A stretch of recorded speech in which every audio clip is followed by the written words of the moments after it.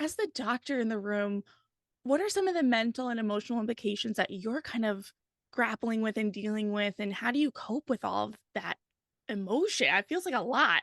Yeah. Also a great question. And you're right. This is not something that gets talked about a lot. And it's something that people don't realize that we go through. I can recall some distinct instances where we've had some traumatic things happen and you're kind of expected to just go and move on. I remember once we had a instance where a baby died unexpectedly, and but it was still like a busy labor and delivery floor, so we had literally like maybe even 10 minutes to just kind of process that what happened, and Yeah. yet still we have to go right back to taking care of other patients. So it's called a birth plan, but more accurately should be called birth wishes, because Huh, yeah. birth cannot be planned. It's a completely unpredictable process. None of us can plan birth.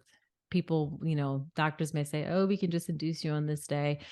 The specific outcomes that happen as a result that happen during birth are not because anyone could control them or plan them that way. It cannot be controlled. So Mhm. you can have wishes about how you think your birth or how you want things to go, but remember that none of it can be planned. Even if it goes exactly how you wanted, it is not because you decided that you were going to plan it that way. The Mhm. baby has the most control over what happens during birth, and they just refuse to tell us what they're what they're Yeah. going to do while they're in there. Now, most Yeah. of the time, they can go fine, they go well, but again, it's hard to predict how things. It's you can't predict how things Yeah. will go, so you just have to be open to the process. So educate yourself about what happens in your body, what happens during birth.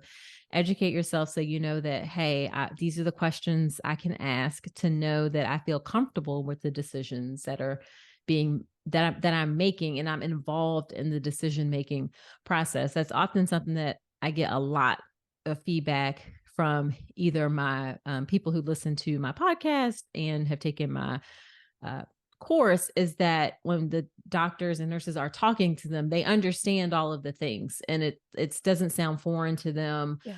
They understand, they know what questions to ask, and that just makes a huge difference. Start thinking about what you're going to do postpartum around 28 weeks, so in the late third trimester. Start thinking about things like, obviously there are things like childcare and your work plan and those things like that. But in Mhm. terms of your physical recovery, have a lactation consultant Mm. information handy if that's something that if you plan to breastfeed, because you don't want to figure out in the middle of the night that Yeah. I really wish I could reach out to somebody about breastfeeding. You're not going to get much help from your OB-GYN. They're probably not going to see you until 6 weeks, although we're trying to change that, but they're Mhm. probably not going to see you until 6 weeks. So don't Mm. expect that you're going to get a ton of help Yeah. from your OB-GYN.